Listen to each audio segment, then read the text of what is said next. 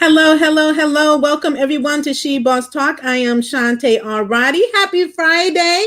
I am coming on with a new stimulus update and news report. I specifically want to talk about the $1.9 trillion American Rescue Plan and how that is progressing through Congress as far as legislation to bring the plan forth in the form of a stimulus package. So we'll be talking about today we'll be talking about the ruling that is definitely going to affect the ability to for the Democrats right in the House to fast track the bill to get to President Biden's desk. And then I'm going to go over or review all of the relief and benefits that are actually outlined in the piece of legislation that you can expect in the stimulus package, including the $1,400 in stimulus checks, or what they call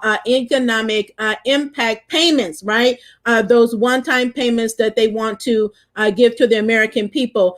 So do come on in, and as you're coming in, just let me know that you can hear me and see me. Let me know who you are, where you're hailing from, what is your business. Feel free to drop that information in the comments. And I will allow for time to ask questions regarding some of the other programs that you all have been having questions about, like the PPP program, the targeted EIDL grants, or the EIDL loan program, or the shutter venue operators grant program that the SBA is working on launching. So whatever questions that you have, let me know in the comments, and I will spend time during this broadcast answering those questions for you. It is Friday. Okay, so let's get right to it.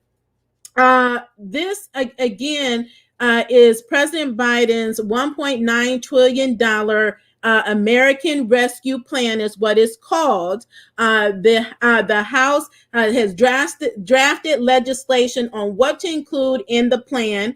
So there have been just a few slight modifications from what was in the American Rescue Plan, but for the most part, what is in it has been drafted in legislation. The House wanted to fast track. So what they wanted to do is be able to fast track it through a budget reconciliation process.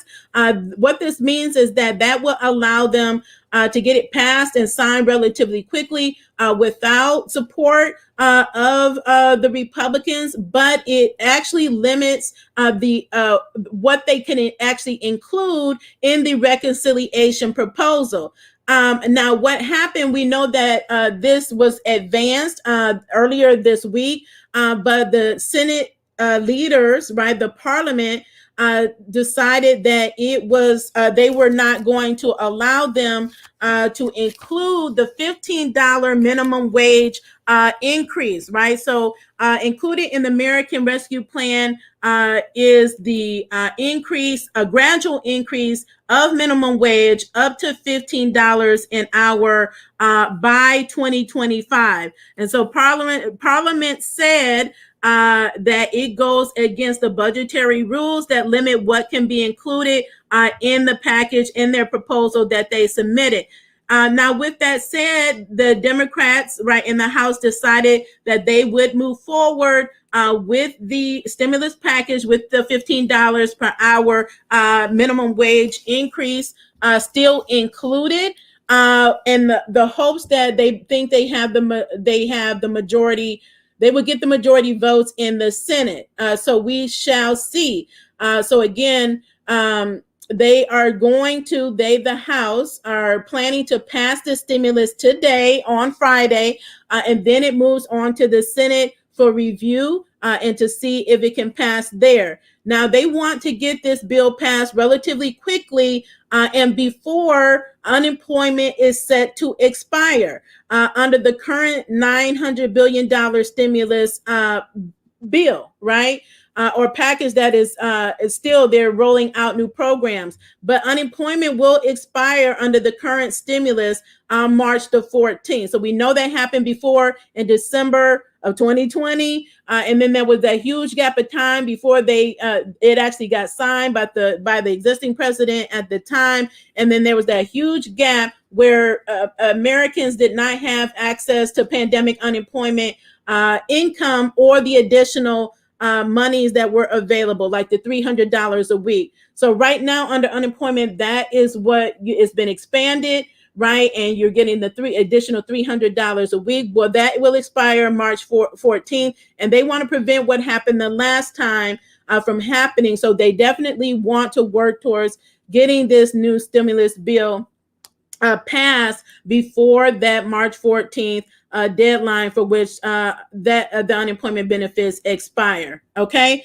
so that's where we are with the plan. Now, I want to go through and break down what is actually included in this stimulus bill. Again, the $1.9 trillion stimulus bill.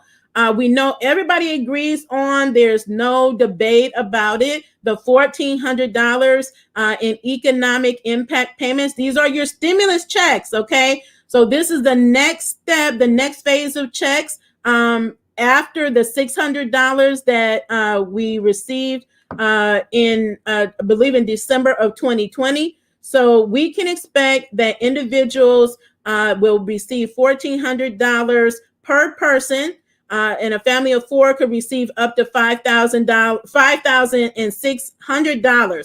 Individuals earning less than $75,000 a year, and married couples earning less than $150,000 would receive the full amount. Okay, so but not everyone who received the previous stimulus check would be eligible this round, because the payments would phase out faster and completely cut off for individuals earning more than $100,000 and families who earn more than $200,000. Okay, so if you fit into that category, definitely when this passed, it becomes law. Relatively, we saw that they really quickly got those checks to us and deposited into our account. So that is what you can expect next, is a $1,400 one-time stimulus check. So these payments will be calculated based on either your 2019 or 2020 income. Unlike the previous two rounds, adult dependents would be eligible for payments. So if you have adult dependents, they would be eligible for payments as well under this stimulus. Okay, so that's really good news. Also, unemployment assistance, so I just talked about, is set to expire on March 14th. So what would happen is they would extend the unemployment program through August 29th from the March 14th deadline or the expiration date. It would also increase the federal weekly boost. That $300 would be increased to $400. Okay, that's the additional that you would get per week on top of whatever your regular unemployment benefits are. And it would continue. They would continue that for the same period. So you would continue to get those as long as you qualify for unemployment due to COVID related, due to COVID issues that are related to COVID, right? For the same period.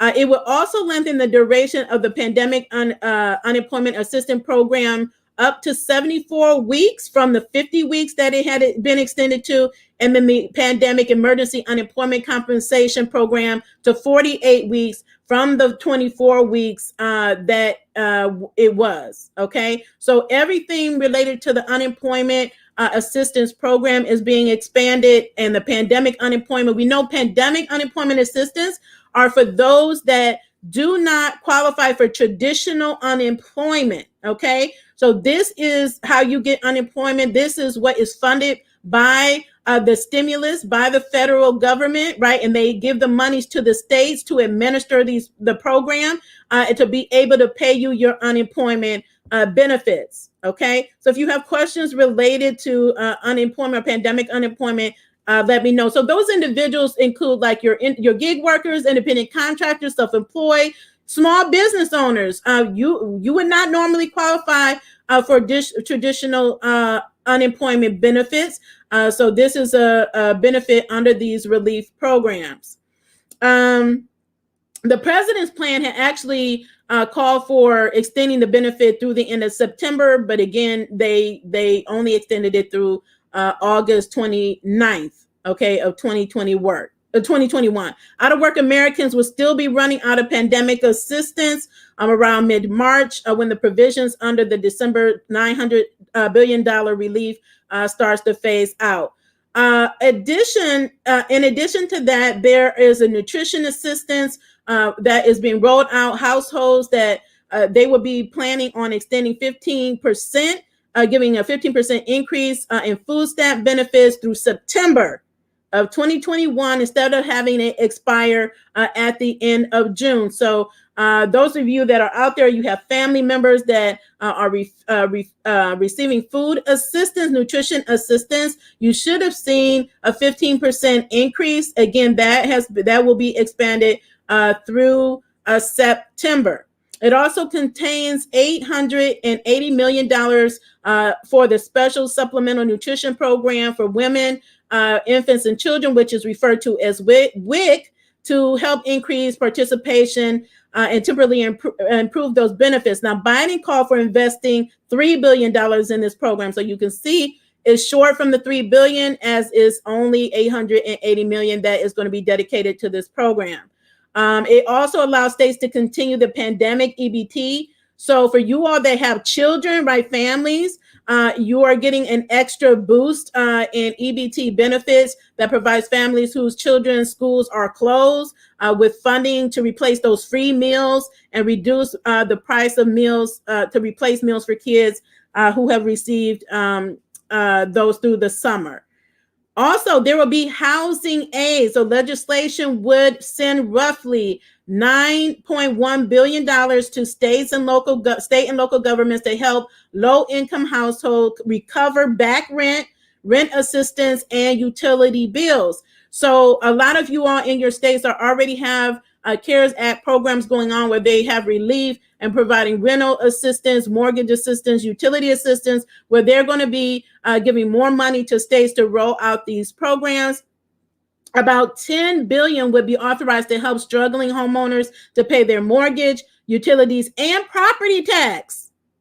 Okay, and property tax. Okay, it would provide another $5 billion to help states and localities assist those at risk of losing their homes or becoming homeless. Okay, so a set aside $5 billion for those that are most at risk for becoming homeless. Now, here's another great benefit for families and workers are tax credits. Okay, tax credits, again, are free money for you and your family. So legislation, what this does is it beefs up tax credits for families and certain low income workers.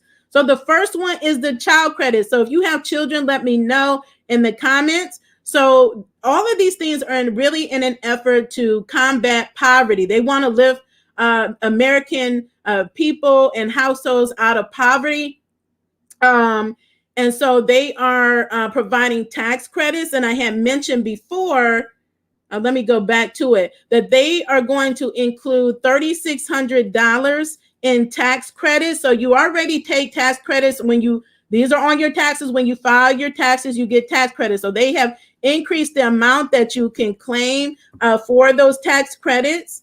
And I'm going to explain to you just based on your children's age, how this would break down. They have also made it where these tax credits will be refundable. So that means when you file your taxes, if your tax liability is zero, then you would actually receive a refund from the government. Okay, so this how this tax credit would work. So what it would do is expand the tax credit to $3,600 for children under 6. So if you have children under 6, it would expand to $3,600 and $3,000 for children under 18. Okay, so if you have children under 18, $3,000 for a tax credit. And we know that we're already in tax season right now. A lot of you are working on your taxes. So again, these are things to consider when you are filing your taxes. Okay, so it hasn't been, it's not going to be on your taxes right now because the law hasn't passed. But again, they're looking to pass this before March 14th of this year. The credit will also become fully refundable so that low income parents could take advantage of it now, right? So families could receive payments on a monthly basis. Now, how they would roll that out will be interesting to see how they do that, but that's possibly something that you can expect. So, so that you won't have to wait, and they would actually be sending you deposits, or depending on how you are set up, whether it's a check or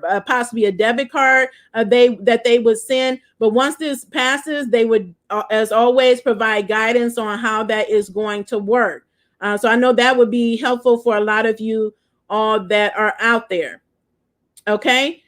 So again, they are thinking about doing monthly payments instead of a one lump sum once a year. It will make it easier for you to pay your bills. So not only do they want you to be lifted out of poverty, they want you to get to the point where you can now get caught up on your bills, get ahead, have some breathing room.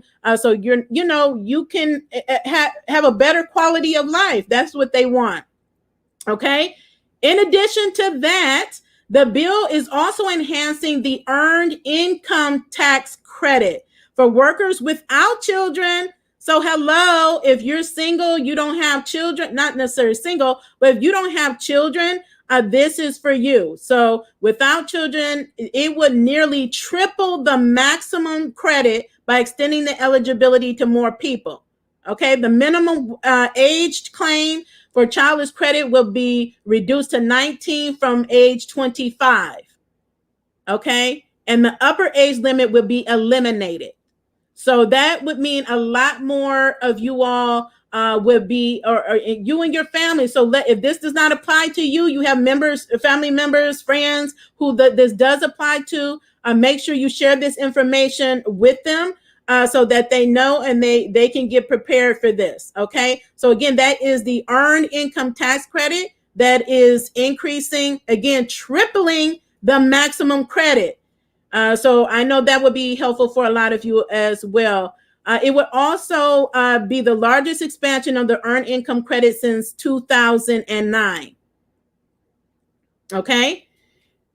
So it's a lot of benefits. So didn't I tell you we are still under the $900 billion stimulus, and programs are still being rolled out, including grant programs.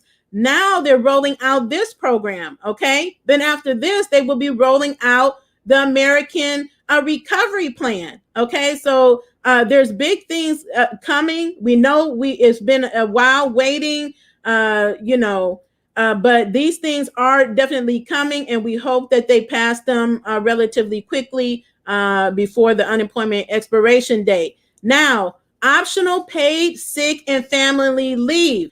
A little variation from the Biden proposal, the House bill would not reinstate the mandatory paid family and sick leave approved under the previous COVID relief bill, but it will continue to provide tax credits to employers who voluntarily choose to offer the benefit through October 1st of 2021. We know that last year Congress guaranteed many workers 2 weeks pay. If you didn't know that, so they guaranteed workers 2 weeks pay if they contracted COVID or were quarantining. It also provided an additional 10 weeks of paid family leave for those who were staying home with your kids whose schools were closed. Those benefits expire in December.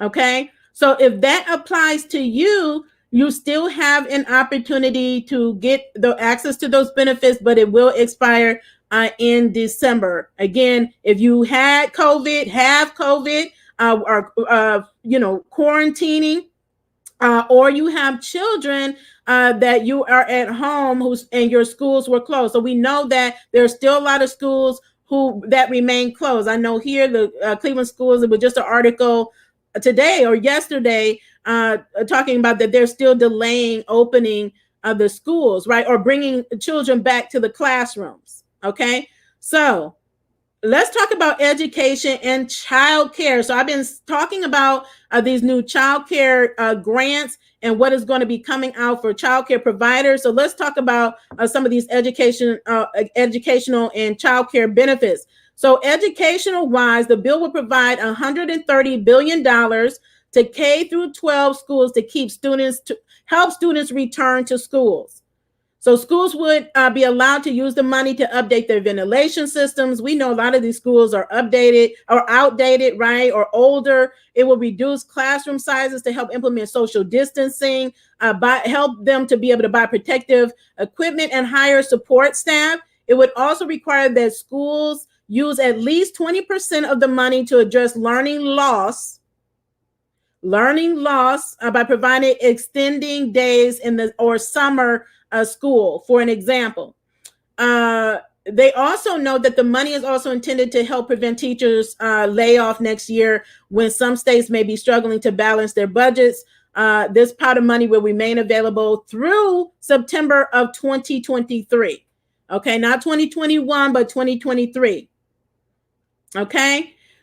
Let's see. This bill is in line with Biden's proposed plan, but it calls for more than 6 times the amount of funding for K-12 schools than the compromise plan offered by a smaller group of Republican senators. This House bill also includes nearly $40 billion for colleges, institutions that will be required to spend at least half of the money to provide emergency financial aid grants. So if you have college students, this is for you. Do you have any students in college or children in college? Let me know. Again, $40 billion for colleges, and those institutions will be required to spend at least half of that money to provide emergency financial aid grants to students. Okay, although $170 billion would be authorized for K-12 schools and higher education, last year Congress approved $112 billion between 2 relief packages that went to K through 12 schools and colleges. So they're still working through that. So you have stimulus on stimulus on stimulus. So there's money being pumped in to these schools. So you should be seeing some of these programs rolling out in your local area, in your schools. They should be informing you, communicating with you. You should be communicating with your children's colleges and universities. See what programs are being rolled out, what they have. You have to ask. I always say, be your own best. I'm not going to wait. Why wait? You have students there. See what programs are available. We already know college is expensive. So if there's money available, you want to be one of the first ones to have access to it. This bill will also provide $39 billion to child care providers. If you are a child care provider or know someone who is, please let me know in the video and tag them in this video. Share this video with them. I've been saying this for a while. It is in this bill. $39 billion for child care providers. I know many business owners who have child care services, whether it's in-home or whether they have a brick and mortar child care facility. Many of you all are out there. They have these businesses, and there is money coming to you. These are grants. So the amount the provider receives would be based on your operating expenses, and it will be available to pay your employees, pay rent, help families struggling to pay the cost. Okay, so you'll be able to help families that are struggling to pay you for childcare and purchase additional protective equipment and other supplies that you need in order to operate your business. There will also be health insurance subsidies and Medicaid that will be made available. So this bill would make federal premium subsidies for the Affordable Care Act policies more generous than what they are now. It would also eliminate the maximum income cap for 2 years. So, those of you that are participating in the federal healthcare program, they actually open up enrollment to allow more people to actually be able to sign up and get healthcare. Just in case you didn't know, I wanted to bring that to your attention.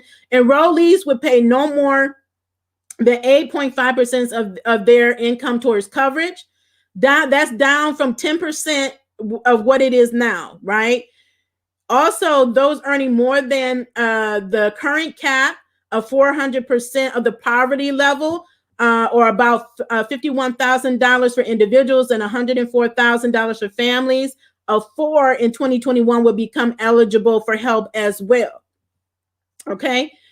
In addition, legislation would bolster subsidies for lower income enrollees. What this would do is eliminate your premiums completely. So if you're low income enrollee, it will eliminate the premiums, and would do the same for those who are collecting unemployment. So we already know millions of people are on unemployment. So again, you will have an opportunity to have free health care. Okay, let me sip some water. Okay. So the bill would also provide assistance for those that want to remain on your employer's health plan. I was talking to somebody the other day.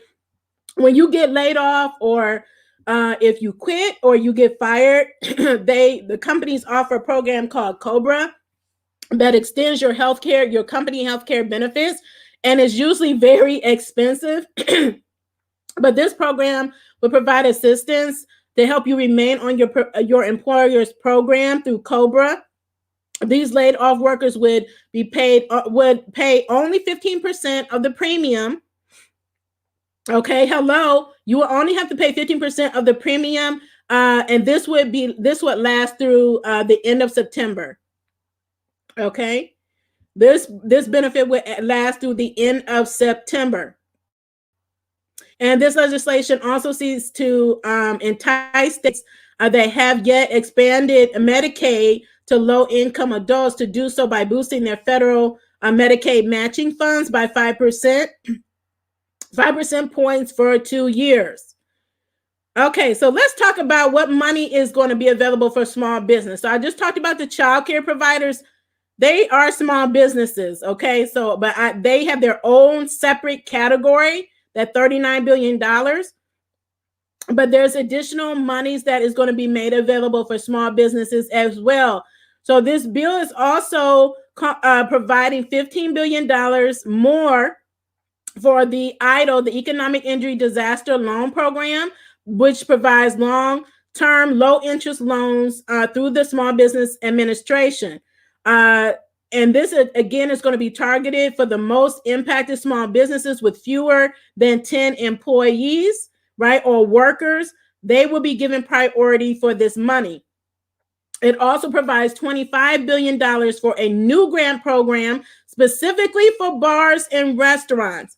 So I know a lot of business owners that have their own restaurants, have bars as well. This is for you. Again, if this is you or someone you know, there is money coming. So this is a grant program. Grants are free money for your business. You don't have to pay this money back. Okay, so this is going to be for new program for businesses, especially bars and restaurants. Eligible businesses may receive up to $10 million. Up to $10 million for your business. And can be used, and the money can be used for a variety of expenses. We already talked about expenses related to your business, including payroll, mortgage, rent, utilities, food and beverage, and other business operation costs. Also, the Paycheck Protection Program, it doesn't mention that they will extend it. I said this in my last video. There's no mention that they will extend the Paycheck Protection Program past the March 31st, 2021 expiration date, but they are adding on $7 billion in addition to the $284 billion that is currently been allocated to the program, for which my understanding at this point, at least $100 billion of that $280 billion has been approved, right? So if you have applied for in 2021, round 1 or round 2 have been approved and funded, please let me know in the comments. But there are more money's coming, and they are also going to be expanding the types of nonprofits that will be eligible. So we know under the current PPP program, they did extend it to 501c6s, right? So 501c3s were already allowed and eligible. They expanded it to 501c6s, and they're even going to further expand it to other nonprofit organizations. We'll know what that is once they release the bill. And my understanding is the bill is shorter than the last bill, right? Was that, I believe, was 900 and so pages, but this one is 500, around 500 pages, this bill. Okay, so more money for Paycheck Protection Program, which we know is a forgivable loan program. We know that right now we're working under a 2-week exclusive period for the smallest of small businesses, those that have 20 employees or less. This is your window through March the 9th to submit your applications, get approved, and get funded. No other companies will be processed. Do not wait. So if that's you, you have employees but you have less than 20, you should go ahead and apply while the window is open. This is exclusive for us, right? Mom and pop shops that are out there that, again, didn't get money or didn't get an opportunity, or the bigger banks were giving preferential treatment to their existing customers, which, okay, they do that, but they want this period just to be for them to actually seek you out and then do that outreach and allow you all to be able to apply. So it doesn't matter if you have a relationship with the lender or not. You can apply with any lender. You can apply with multiple lenders. You can only be funded by one. So some people didn't know that. So some of you are just sitting, waiting, and saying that, people they're not getting back to you, or you're getting approved and you don't know what's happening. Go apply somewhere else. Okay. There's a link in the comments to DAC. You can apply through us. We work with David Allen Capital. The information is in the show notes in the description of this video. And you can apply through your bank. You can apply through PayPal. You can apply through Cabbage, Square, or Divvy, Lendio. There's numerous SBA approved lenders that you can apply with. Okay. So don't limit yourself. Put as many applications in as you can. Another $175 million would be used for outreach and promotion. So I mentioned this before. It's not enough to say these programs are available if no one knows about them. We find that those businesses that are in disadvantaged areas, maybe rural business, minority business, women businesses, we're the ones mostly impacted and did not get a lot of the funding. So these programs are being more targeted so that we get a piece of the pie, so our businesses can stay open and reopen. So there's more money coming in that regard as well. So $175 million will be used for outreach and promotion. You can see it in the form of PSAs, commercials, and other different types of outreach that they will be doing. Creating a community navigator program to help targeted eligible businesses. My understanding is that they will be creating like a hotline as well that you can call in and get assistance as a small business owner with a number of these programs, because we know that there's millions of you out there still needing assistance, because you all contact me every single day. More aid to states. Okay, so we know with the previous packages, this was something that the Senate Republicans did not want, but we know the states need more money so that we can, get COVID under control, get more relief out to the constituents, right? I do know, if you're in California, let me know. California just signed a multi-billion-dollar bill. I don't want to say the exact number. I think it's $9 billion. $9 billion. They've already had 2 or 3 rounds of grants for small businesses, but they just signed this relief bill. They're going to be giving you all of you all $600 economic impact payments. That's the state of California. So that's not the federal. And then they're going to be, they have $2 billion dedicated just for more grants for small businesses. And I believe it's up to 25,000. So he just signed the bill into law. So, relatively quickly, they're going to be rolling out those programs. So be on the lookout for that. And as they update those, most likely the information we have on our website already for California is probably going to be the same link. And they're going to say, look out for the updates regarding that grant program. but we will keep on that.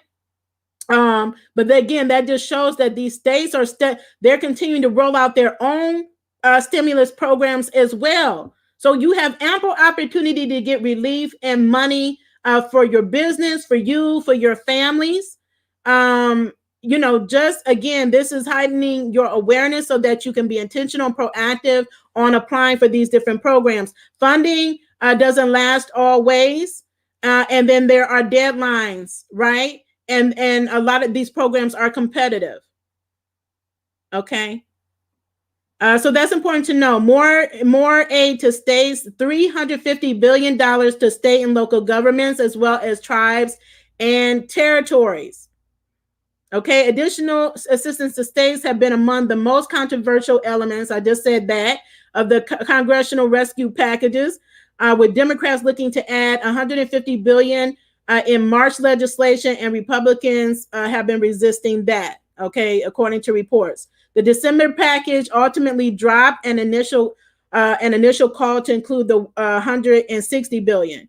So this one, again, we'll have $350 billion for states, more money for vaccines and testing. We know there already more and more vaccines are coming out, more and more testing pop-ups and facilities and are being put out. So they're going to be dedicating $14 billion to research, development, distribution, administration, and strengthening confidence in vaccines. Why? Because there's still many people for various reasons that are hesitant to take the vaccine. So it's not enough that you have the vaccine if no one's taking it. Okay. So they're doing a lot of outreach in that regard. It would allocate $7.6 billion to hire 100,000 public health workers to support the coronavirus response. So for those of you that are in that industry, healthcare workers, this is alert to you that this is a potential opportunity, whether you are an employee or you're a business owner, entrepreneur. I'm sure they're going to be contract opportunities because they're going to be looking to staff up so that they can reach the millions upon millions of people that need to have access. Okay. The plan is also calling for investing $20 billion in the national vaccine program. And again, we will see what happens with the minimum wage. Again, the call is for a gradual increase to $15 an hour to through 2025. Again, the House has left that in the bill, and they're planning on passing that today, and then it will be on to the Senate to get it passed there. So we'll see what happens with that. So that is the complete package. Let me know what you think about the different relief benefits that I have outlined here for you today.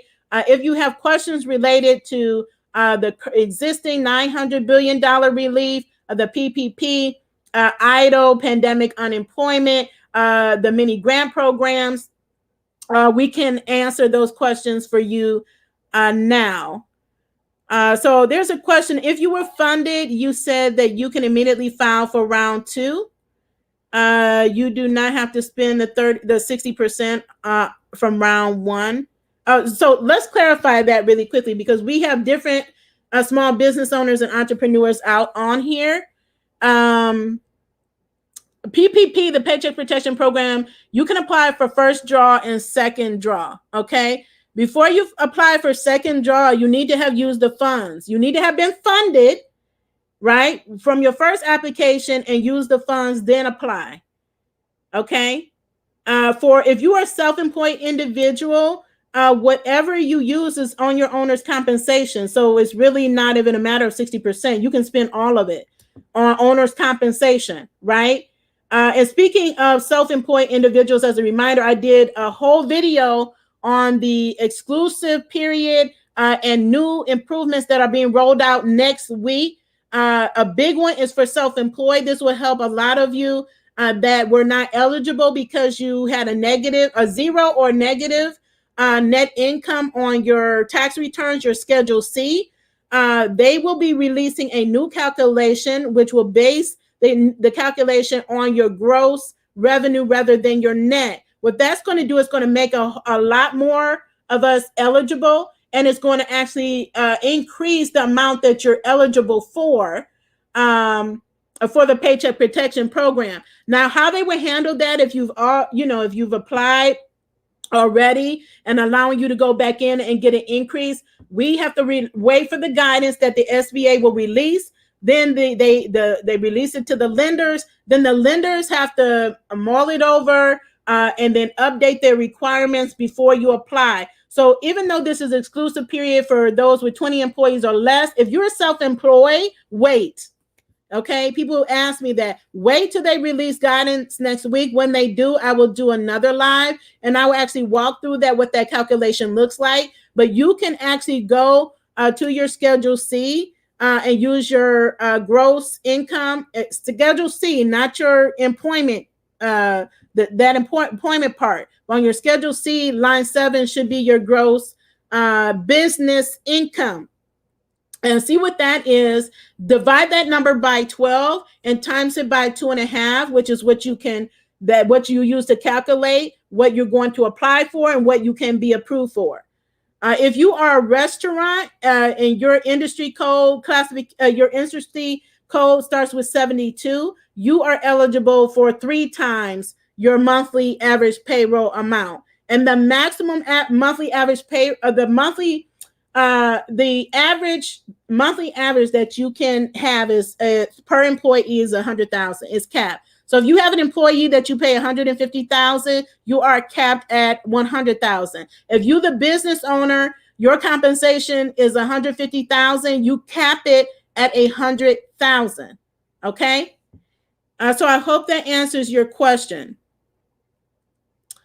Yolanda, if you were late to this, please do go back to the replay so you get all the information, because some of these are questions I've already answered about the federal programs, but there are state programs. You have to look in your own individual state, county, and city, because I know here where I live, they've had rental assistance programs at every single level, at the state, the county, and the city at different times. And I'm sure they will have it again once they get additional funding through the next stimulus as well.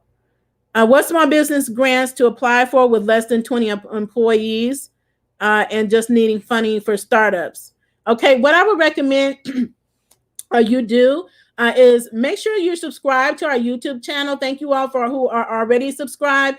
We're almost at 20,000 subscribers, so do subscribe, hit the notification bell, go to our playlist. We have playlists that are for PPP. We have playlists for COVID-19 relief. We have a playlist for EIDL to help those who want to apply for those programs, or if you're challenged with filling out some of the forms, or if you're going through like a reconsideration process where you were denied EIDL or trying to get increased funds. We have step-by-step walkthrough videos for free on our YouTube channel. Use our grant tracker on our website at www.shebosstalk.com. The link is also in this description. We update it weekly. I'm actually going to be updating it today. I usually update it on Saturday, but there are active grants right now that you can apply for. There's one right now. Bella Collective is a $10,000 grant. The deadline is today. DoorDash has a grant. L'Oreal has a grant. NAACP has a grant. LISC has grants available. So there's plenty of grants for you all to apply for. And that's not an all-inclusive list, right? We have a lot listed there, but there are a lot more that are not on the list in your local areas. We point you to the organizations, associations that have grants that you can apply for. If we have applied for them and received grants, you can do it too. You just need help. So we have the help. We did the heavy lifting. We have the win grants with these Masterclass bundle. We had a live interactive class that is really helpful for you if you want to win grant money for your business. It's not enough to just go apply and you don't know what you're doing. You're struggling through the process. This is going to make it easy. Win grants with ease. Masterclass bundle. Get it if you don't have it already. Take it we have plenty of testimonials that are actually in the product. Read the product description, see all the testimonials that we have there. We also have our popular winning grant application cheat sheet. That is an ebook with all my insider tips and tricks on what I do to win grants. and how I've helped 1,000 others, over 1,000, win millions in free money for their business. So if you want to win free money, if you want to apply for grants, if you want to pitch your business, enter all these pitch competitions coming on board, all these accelerator programs. I mean, DoorDash has a grant right now, and they just announced an accelerator program that includes a grant for, I believe, women in business or Black women in business. I can't remember off the top of my head, but I will be posting that up as well. So more accelerated programs that include grants that are coming on board. So whether you're a startup or you've been in business for a few years, there is money available. Okay. So I just want to make sure you all have the tools. One lady had reached out to me via email, and she was just like, she wanted to get access to like a grant writer. And I have referrals for grant writers, but you don't need one for a lot of these grants that are coming out right now. You're being flooded with money. All small businesses are being flooded. You don't need to write a long grant proposal. You don't need to hire a grant writer. But if you need one, I have a referral. What she didn't realize is that I was talking with her, and I was asking her questions. I asked probing questions, and I'm like, she's telling me about her business, the type of business she has. She has like 6 employees. She wanted to hire another 6, but due to COVID, she couldn't. I'm like, okay, something's not right here. There is no way you shouldn't have qualified for a lot of free money, right? And so I asked her, okay, have you applied for PPP? Have you applied for EIDL? She said, I applied for PPP. But I got stuck. They never responded. She had no clue that she could apply with another lender. Okay. So if you apply for EIDL, some of you have no clue that if you've been denied, you can request reconsideration. You go through an appeal process. Some of you still don't know that if you applied for EIDL on or before December 27th of 2020, you can qualify for a $10,000 grant from the SBA under their new targeted EIDL program. Okay. But what happens is that the SBA will reach out to you. They will email you and say, ma'am, sir, you applied for the EIDL program, and we think you may be eligible to receive this grant or the balance thereof. Okay.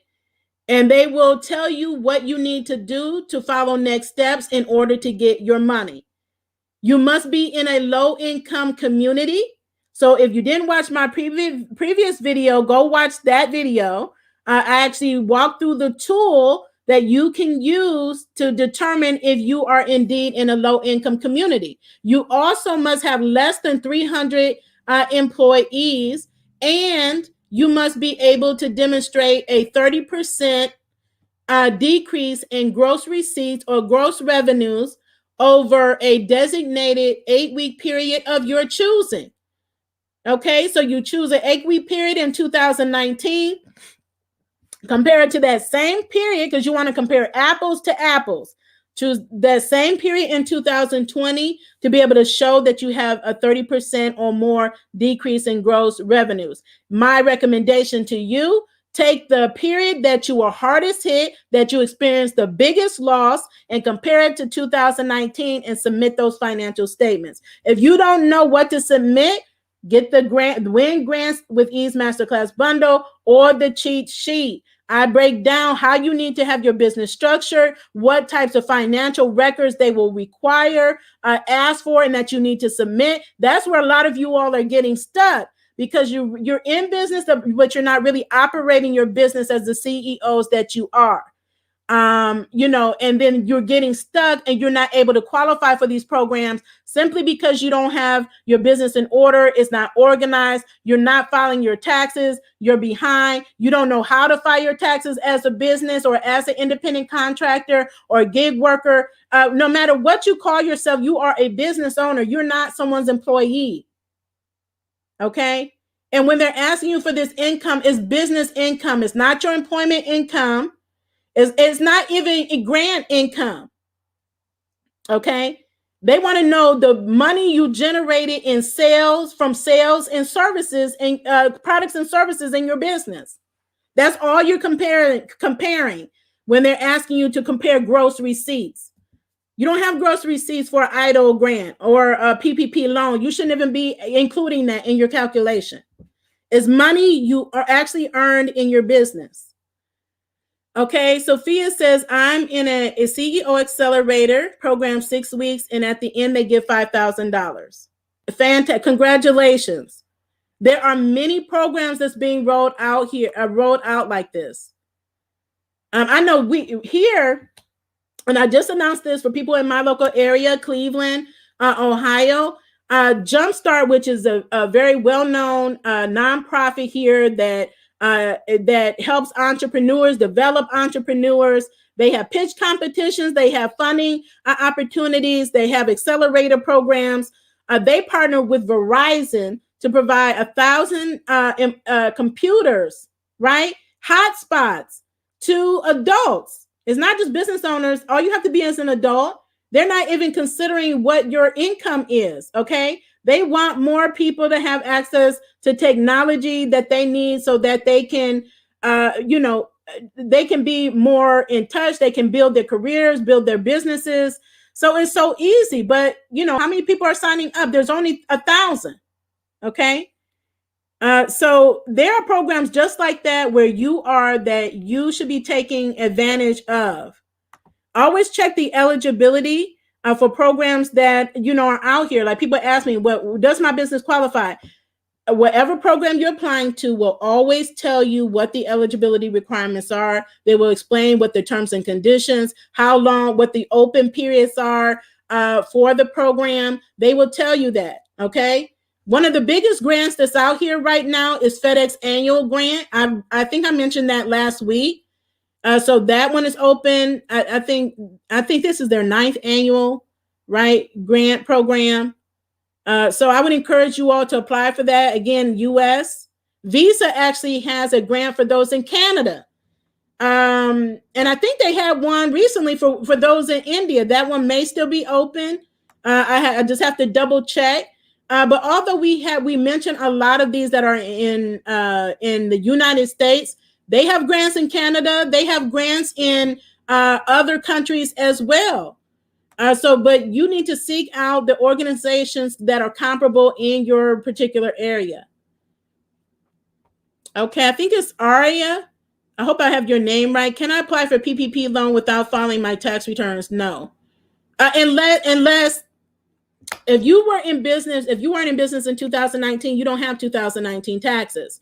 Therefore, you would calculate based on your 2020, right? So even if you didn't file, you would get the tax forms are on the IRS website at irs.gov, and you would fill them in to be able to make the calculation and to be able to submit it.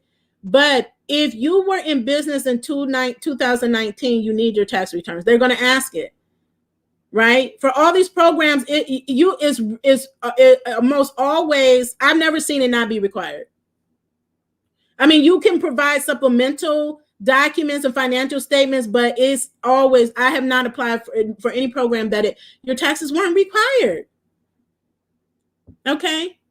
So you worked for Uber since 2018, drove Uber. Okay. So that should be reflected on your tax returns.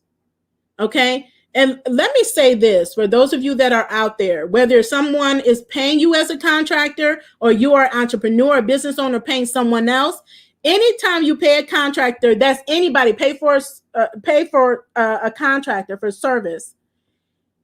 If you pay them more than $600 in a given year, you must issue them a 1099 tax form. Okay. And a lot of you all don't have it. Right? You're not getting them from the people or businesses that you're working with. They're not issuing you 1099s. And then you have people that you're working with and you're paying them and you're not issuing them 1099s. So they don't have proper tax records. Okay, how are you accounting for all your sales and the work that you're doing if you have no tax records? Even Uber and Lyft and all these companies, they only issue like the official 1099s if you reach a certain amount, but they do have all your tax information in your back office that they notify you of. So there is a history of everything you made, miles that you drove. There is records, information you can use to verify that you're in business, that you made money, you generated sales in your business. So that is so important. There's so many of you all that are not, using proper tax forms and filing your taxes. And that's one of the number one reasons. It's not the number one reason is not simply not following instructions. It's why people don't get free money, but not having your business in order and your proper forms. I don't have a Schedule C for 1099. It's going to be if you worked, if you did Uber, if you did any independent contracting, self-employed, and you are structured, if you are a sole proprietor or an individual LLC, unless you filed your taxes as a C Corp status, you should have a Schedule C. Okay. Let me see what other questions are on here. How do you search for startups for food truck? Some of you are asking for specific industries. Although there's one actually. A lot of these restaurant grants would apply to you. So I just mentioned some of those. There was one that actually mentioned food truck specifically. But don't feel like, you're in a certain industry that another grant would not apply to you. They always tell you what makes you qualify. So an example, FedEx, they don't say we exclude trucking businesses. They don't say we exclude food trucks or restaurants. It says small business. And they will tell you what defines a small business for them. If what they define as a small business fits you, apply. Again, stop limiting yourselves. Stop looking for something that just says grant for a restaurant or grant for a food truck. Although a lot are out there. If you're in the restaurant business, you should be eating it up. There's so much money coming your way, it's not even funny. But you need to know about it and you need to be prepared to go after it, because restaurant industries have been hard hit. Hard hit. Does it mention how childcare providers should apply for these grants? No. Once the bill is signed into law, then they will, again, as always, release guidance on who will be administering it. So I don't know if they're going to designate the SBA to oversee the child care grants or not. But whatever they do, they will let us know, and you can be assured that I will go live and talk about it and let you know how to apply. Thank you, Duana, for your super sticker. Just a reminder for all of you all, we have super stickers on our YouTube channel for all of you that are live. If you use them in our super chatters, we acknowledge you. All of those funds go to help our She Boss Up fund so that we can provide more grants to women in business. We're looking forward in second quarter to having our second round grant applications. So do look forward to that. So any and all donations to our She Boss Up fund are appreciated. You can find information on our website again at www.shebosstalk.com.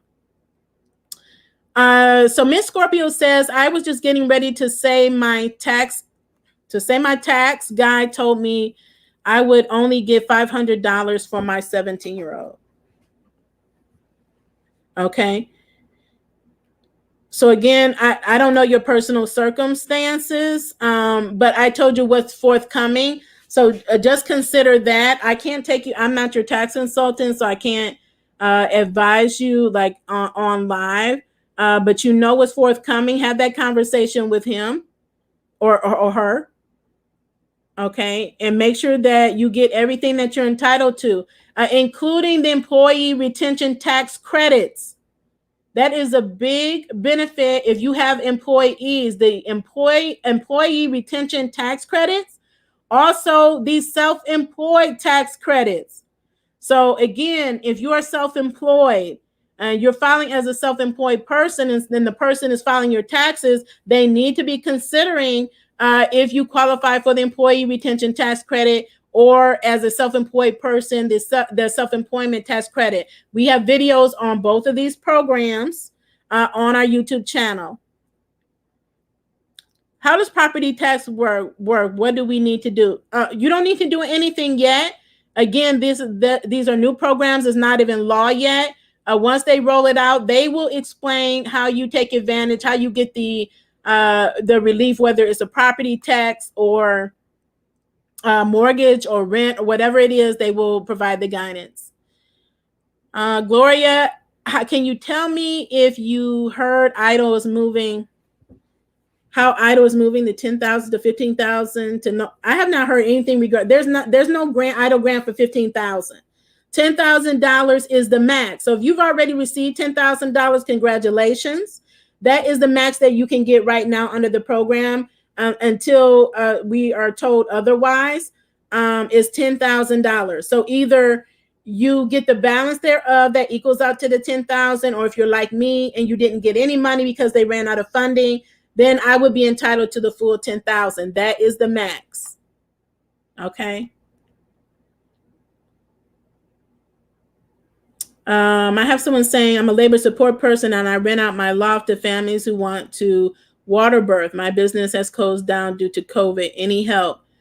Yeah, the same help that it applies to everyone else. I mean, you should, depending, again, when your business was in operation for PPP, you must have been in operation as of or before February 15, 2020.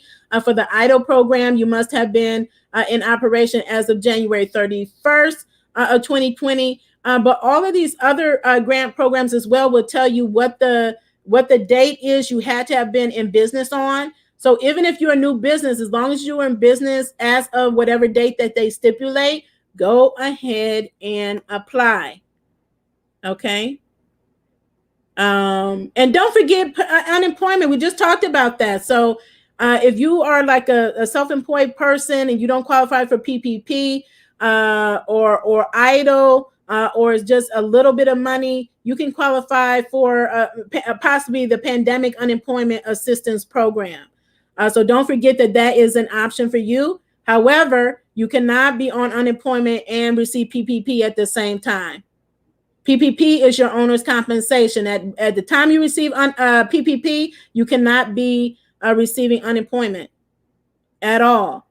There's another grant program we have videos on, Shuttered Venue Operators Grant. If you have a venue, a live venue, you have ticket sales, you have live performers as your main business, or maybe you are a talent representative or manager of talent, performers, comedians, artists, musicians. If that is you or someone else you know, there is a new grant program from the SBA called the Shuttered Venue Operators Grant. And also it applies to cultural arts businesses. Different requirements to see if you are eligible, if this applies to you or someone you know. Please go and watch that video. Read up on the FAQs that's on the SBA website at sba.gov. That grant is up to $10 million. And it will be calculated based on 45% of your gross revenue. So up to $10 million grant program. Another caveat is you cannot apply for this. You cannot get the Shuttered Venue Operators Grant and PPP. You have to be denied for one to get the other, right? You can't get both. Okay, someone asked me that question the other day. Okay, Richards Evans in Massachusetts, is there money for small business startup? Yeah, there's a grant in Massachusetts. There's been a few grants, and I, if I'm not mistaken, they just mentioned another one. Either they just passed a bill to offer another grant, or they just they launched a new round. So definitely look into that. Go to our website, look at the grant tracker first, but definitely look into seeing what other grants. Even if the grant that's on there will lead you to the new grant. Okay, that's for Unity Enterprises in Massachusetts. PA, Pennsylvania. If you're in Pennsylvania, Pennsylvania has had multiple rounds of grants. They're actually coming out with another grant. They just passed another bill. Again, these states are passing bills to give more money. They're not waiting on the federal government, so they will get more federal monies. They are putting out these programs, millions of dollars, if not billions, at the state level to give you grant money for your business. Please don't overlook the many relief programs that are in your local geographic areas. Okay. Okay, I'm going to look and see if there's a few more, and then I'm going to call this a wrap. You can file your prior year's taxes online through Fair's Tax Service. Yes. I would hope in 2021, we're all filing our taxes online. It's so easy. Okay, don't use snail mail and hope that it gets there. I'm a 1099 worker and I have an LLC. Can I apply for any of the grant programs? Yeah, you're a business. Again, it's not just can you apply and win it. You want to set yourself to be able to apply and win. How are you going to stand out as an applicant, as a person applying for a pitch competition, as a person applying for an accelerator program? Do you have your business in order? Are you organized? Are you structured appropriately? Right? Those are the questions you should be asking yourself, and get our tools to help you increase your chances of winning free money in your business. There's no reason why, if I've done it and my peers have won grants, that you can't win it too. There's no reason why all of you all can't be winning at minimum $100,000. You can get that from one program. And there's literally thousands of programs that I just mentioned on here. I can't even mention all of them, right? But I hope this is, encouraging for you and giving you hope and faith and causing you to take action in your own business, right? We can give you the tools. We can give you the information. We can lead you there, but I can't make you do the work, right? I'm not there with you. I can't handhold you. All I can do is give you the resources and tools for you to go ahead and make it happen. Okay. Make it a priority to get money in your business. The time is now. Unprecedented times. This time may not ever come around again, especially for for-profit businesses. So get as much money as you can right now to help you maintain your business, reopen your business, pivot your business, scale your business, whatever you want to do in your business. Build up your team, right? Expand your marketing efforts. Get more equipment for your business. Whatever you need to do, you have to have a goal for your business. When you're asking for money, what is that goal for you and your business? And go after it. Get your money. So thank you so much. I hope you all enjoy your Friday. Have a wonderful weekend. Until I see you again, continue to be the boss with amplified impact and continue to stay in good health and stay safe. Have a wonderful day.